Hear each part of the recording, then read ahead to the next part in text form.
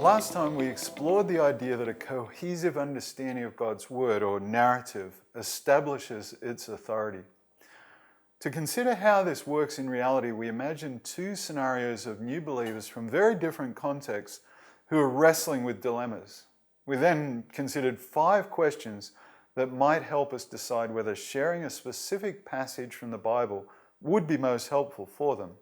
Also, given that they come from pluralistic worldview foundations, we noted the importance of them having rock-solid foundations of truth to trust and to live by. We then imagined the advantages if their initial engagement with God's Word had introduced Him and Jesus Christ to them through the narrative. So now let's consider the 5th question under Word in the Wild outline. Are they increasingly able to make use of God's Word as He intends for His children and His church? There's a fairly obvious sequence that you'll have noticed in these initial 5 questions. In effect, we've been following the steps of how God's truth, when it's communicated clearly and effectively, first establishes its own authority, then cultivates faith, develops correct understanding, and leads to valid applications. Finally, in this last one, we're considering how the Word equips God's people to use it productively. Having understood, believed, submitted, and begun to relate it more widely to their lives, now they begin to learn how to ably use it as God's servants. But there's also another related progression we should remind ourselves of. As we said earlier in the module, in presenting this wild framework, we've avoided calling it a church planting model or even church growth model or something like that. That's because we don't want to infer that it's only about situations where a number of people are involved from the outset. In many contexts, a church starts with an individual being saved, then another, and so on. So we wanted to consider how truth impacts people, whether an individual, a couple, a family, or indeed a much bigger group. The reality is that we can't really evaluate the ongoing impact of God's Word without fairly quickly bringing the church, His body, into the equation. While truth can be shared by just one isolated believer with another individual, that's not ultimately God's intention, either for the one sharing or the one being impacted. And that's where we can see another inbuilt progression in these questions. In other words, these first 5. But also as we move into the other areas of the WILD, wild. We might possibly say that the first and second questions could be applied to a one-on-one scenario where we asked, are they able to access the Bible in a form that clearly and faithfully communicates God's revelation to them? And also, are they having God's Word presented to them in a way that allows it to enter and engage their hearts at a worldview level? But when we come to the third question, which is, are they learning to give God's Word its proper place and authority, and really delve into how the authority of God's Word is established, it quickly becomes obvious that it doesn't happen in a relational vacuum. We know that God has created us, like Himself, as distinct individuals, but it's also true that, like the Trinity, the 3-in-1 unity of God, He relates to us as individuals in a community. And in this time of history, that community in which He relates to His people is, of course, the ecclesia, the church. So again, in terms of how authority is established, yes, it's within an individual's heart as they stand before God. But it's also as they willingly submit to God's Spirit, speaking to them through other brothers and sisters, as they are hearing, experiencing, and living it out together. And then again, with the 4th question, are they growing in their ability to correctly understand God's Word as His complete narrative, with Jesus Christ as the heart of the story and its interpretive key? As we've already touched on, arriving at the correct understanding of what God's Word means and how to apply it is not a theoretical process one believer is meant to do in isolation. Even though there are many examples of God speaking to individuals, Abraham, Noah, Moses, David, Paul, John, and so forth, it was always with the intention of them sharing that message to a community of his people. The role of his designated prophets and apostles was not only to speak his word, but also to draw out its meaning and practical implications for the community of faith. So now, as we ask this fifth question about whether those hearing truth are growing in their ability to make use of God's word, it's really not possible to consider that outside the context of a body of believers. That conviction is reflected in the wording of the question itself, which talks about God's intention for his children and his church. So our first 5 questions that started out considering quite abstract concepts have now come down to some very tangible, practical issues. How people are actually using God's word. And again, that use, if it's valid, if it's what Christ intends, will be in and through the lives of believers who are learning to function as part of the corporate life of his body. Hopefully it's clear by now that when we employ a term like making use of God's word, we're not meaning to treat it just as information, a piece of equipment or some kind of commodity. We don't have to look further than the Psalms to find many very emotional and passionate examples of how we're meant to see the scriptures. At the same time, God's word describes itself as functioning like a fire and a tool. You can read that in Jeremiah 23:29. A light and a lamp, Psalm 119, verse 105. And protective armor and weaponry in Hebrews 4:12. And also in Ephesians 6:11-17. As a catalyst for change. That's in 2 Timothy 3:16. And the material with which his servants work. But how do we use God's word appropriately? What reference points should we utilize to gauge whether or not those hearing truth are learning to make use of it? Obviously, there are many ways we could sort out and describe these, but maybe 3 concepts borrowed from agriculture will be apt for us to nurture, to shape, and to propagate. Someone who's learning to make use of God's word is able to feed themselves if they're accessing truth at a worldview level, if its authority has been established in their lives, and if they're learning to make sense of each new part in light of the whole, then they're in a position of being able to find nourishment from the word.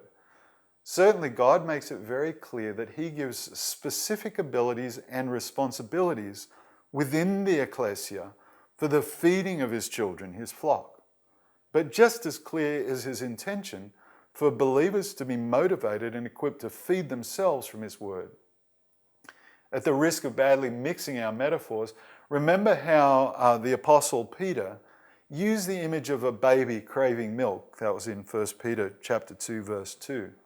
There's a clear implication that a child craves the food that's appropriate to what it can digest at a particular state of its development. Growth towards maturity is a process that starts when someone, completely dependent on others for nourishment, gradually progresses to a point where they're able to feed themselves without, of course, negating the critical role of God's Spirit and fellow believers along the way. Paul puts the responsibility on the Colossians. This is in Colossians chapter 1, verse 23, to continue to believe the good news that they've been taught and to stand firmly in it, to let their roots grow down into him, into Christ, and for their lives to be built in him. That's in Colossians chapter 2, verse 7. So the nurture of new believers is most definitely the responsibility of any who share God's word and those who are placed in positions of leadership within the body. But as we evaluate a given situation in which truth is being shared, a clear sign of maturity is when individuals within that body are also learning to use God's word for their own nourishment and growth. But most plants or trees don't grow in a laboratory or even a greenhouse. They're out trying to make it in the real world, where they're vulnerable to the extremes of weather and attacks from diseases and pests. Of course, a healthy plant is also one that can handle heat, cold, and insect infestation, mold, and so forth. We're reminded here of Jesus' parable of the sower and the importance of careful planting. But even healthy plants often need some strategy to protect them from devastating environmental conditions and pathogens. Careful farmers are aware of what is most likely to harm their crops and take measures to guard against that. The applications to those growing in their faith are obvious. But maybe the agricultural analogy runs out because God's intention for his children is not for them to remain in a vulnerable state of relying on others for protection. There is, without doubt, protection to be found within a body of believers. That's why church discipline is designed to be so devastating to an unrepentant Christian. But God also wants each believer to come to a point of maturity where they can use his word not only to feed themselves, but also to protect against attacks. To illustrate this in his letter to the Ephesians, Paul uses two images from activities that would have been familiar to the church in Ephesus. The first, in Ephesians 4, verse 14, pictures immature believers as small, rudderless boats on a stormy ocean, being helplessly pushed around by every gust of wind that comes their way. And Paul says in preceding verses that God has given his word through the apostles and prophets, and also gifted his servants to teach that word specifically to help believers move beyond that vulnerable, immature state. They're to be equipped with a rudder and the ability to steer a course. In other words, to be able to instinctively apply truth to the values of the society, in conversations, within real relationships, in moments of emotional vulnerability, in the face of temptation.